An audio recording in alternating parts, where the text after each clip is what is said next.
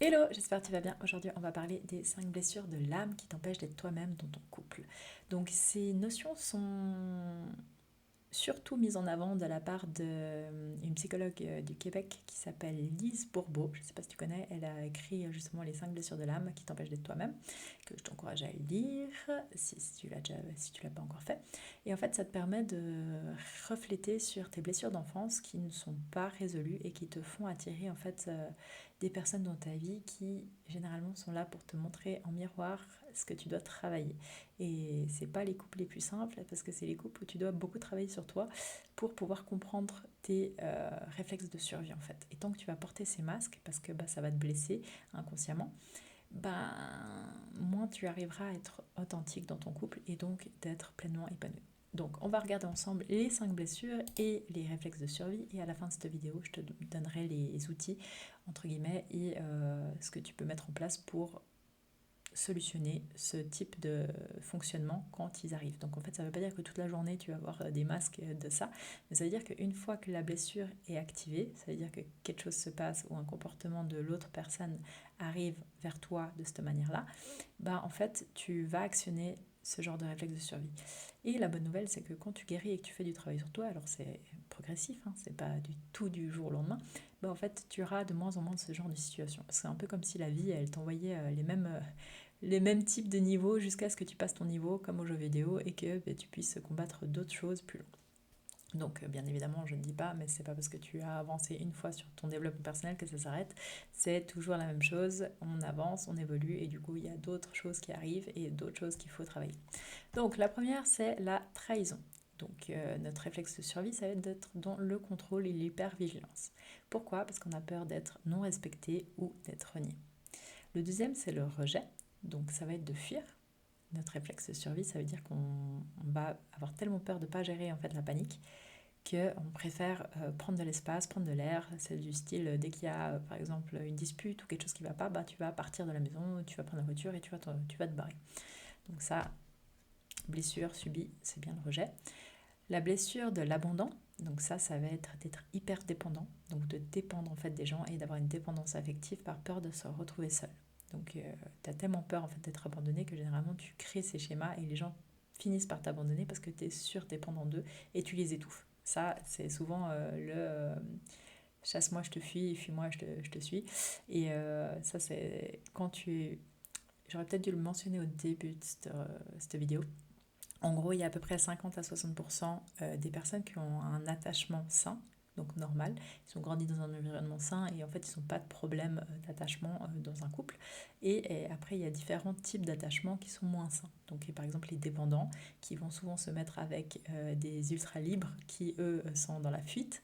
Et en fait, ça va se faire un cercle vicieux. Et en fait, c'est deux personnes qui, un va du coup être en totale dépendance de l'autre, l'autre il va se sentir étouffé parce qu'il va sentir un atteinte à sa liberté et du coup bah en fait ça crée des schémas de couple qui sont pas sains.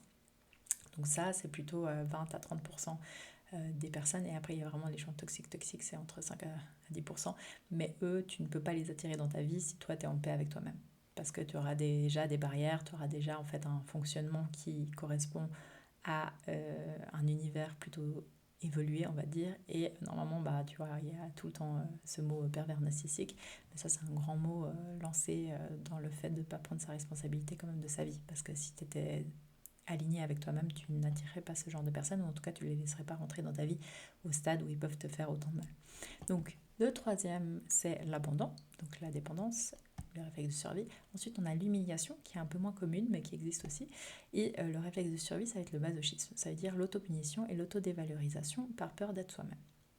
Okay. L'humiliation, c'est souvent soit pendant l'enfance, on t'a mis en avant d'une manière qu'ils n'auraient pas dû, ou à l'école, tu as été bullied, etc. Et la dernière, c'est l'injustice. Et ça, le réflexe de survie, c'est la rigidité et la froideur par peur de ressentir des émotions ingérables. Ok. Donc, maintenant qu'on sait le type de blessure et le type de réflexe, donc en fait, souvent, bah, si tu te vois être ultra contrôlant, pose-toi la question, est-ce que tu es en train de fliquer cette personne parce que tu as peur de la trahison? Ça, c'est souvent les femmes avec le rapport avec le papa. Donc est-ce que le papa, par exemple, je sais pas moi, il t'a emprunté de l'argent quand tu étais petite, il l'a pas rendu? Ou est-ce que le papa, il te disait qu'il venait te chercher à 1 heure et qu'il ne venait pas à l'heure? Est-ce qu'il y a eu de la trahison au sein de la famille, etc. Donc ça, voilà. Et en fait, c'est déjà un des tips et qui est une grosse étape, c'est le pardon. Donc en gros, tant que tu ne pardonnes pas, c'est difficile de se soigner parce que les blessures de l'âme te demandent en fait de devenir un être plus évolué et le pardon, c'est vraiment la chose que tu fais pour toi plus que pour les autres. La plupart des gens, ils comprennent même pas ce qu'ils ont fait parce qu'ils vivent dans leur propre réalité. Et toi, c'est important de pouvoir pardonner pour justement en fait, te donner cette liberté d'être, cette liberté de vivre et cette liberté d'avancer. Sinon, tu le gardes toujours au travers de la gorge ou au fond de ton esprit et c'est pas le but en fait. Chaque humain a ses défauts et souvent les blessures sont répertoriées en fait de génération en génération. Donc tant qu'il n'y a pas quelqu'un qui prend son courage à deux mains et qui commence à pardonner et faire du travail sur soi, en fait tu vas répertorier la même chose sur les générations d'après. Ensuite, tu as du coup, pour contrer au contrôle ou à l'hypervigilance qui est liée à la trahison, c'est le lâcher prise. Apprendre à lâcher prise et accepter les imperfections et les aléas de la vie. Voilà. C'est très difficile hein. Quand tu es ultra contrôlant d'apprendre à juste lâcher prise. C'est un vrai exercice mental. Mais ça se travaille, bien évidemment. Ensuite, sur la blessure subie qui est le rejet, donc où tu vas chercher la fuite, c'est d'affronter.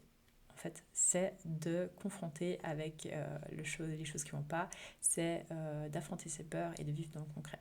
Parce que généralement, quand tu es dans la fuite, en fait, il y a tout qui se passe dans ta tête et tu n'as aucune idée dans le concret qu'est-ce qui se passe parce que tu n'es pas là, par logique. Ensuite, on a l'abandon, donc où notre masque de survie, ça va être la dépendance. Donc de dépendre de quelqu'un, c'est de devenir de plus en plus autonome. Donc prendre de plus en plus confiance en soi, comprendre que on est totalement apte à faire les choses par soi-même, etc.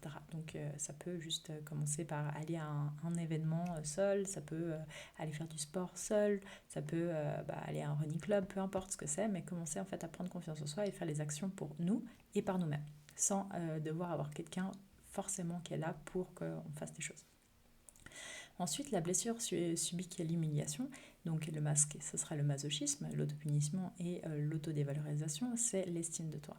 En gros, c'est de développer ton estime et de ressentir comme essentiel. Ça veut dire que tu dois te mettre en avant, tu dois te mettre en premier et tu dois comprendre que tu as de la valeur en tant que toi. Et l'estime de toi est souvent liée aussi à la confiance en soi, c'est deux choses différentes, mais plus tu vas faire des choses difficiles, plus tu auras confiance en toi, plus tu auras d'estime de toi. Pourquoi? Parce que en fait, tu te prouves à toi-même que tu peux vraiment faire des choses que tu penses même pas capable.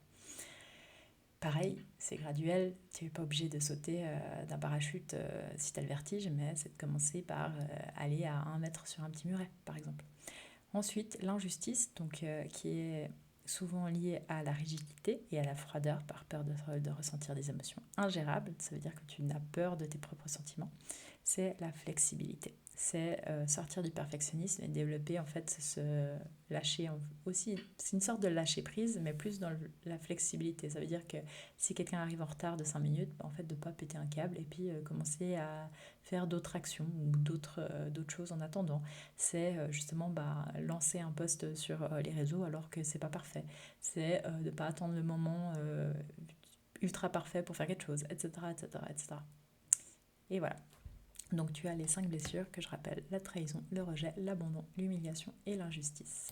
Si ça te parle, n'hésite pas à nous le dire en commentaire et si tu veux travailler là-dessus, c'est mon métier. J'aide les entrepreneurs, les dirigeants, toutes les personnes qui sont libres et qui ont déjà en fait réussi dans la manière professionnelle à s'épanouir de manière personnelle grâce justement à la thérapie, à le coaching aussi parce que pour moi, passer dans le passé c'est cool, c'est important. Mais le plus important en fait c'est où tu vas et qu'est-ce que tu mets en place aujourd'hui pour y arriver.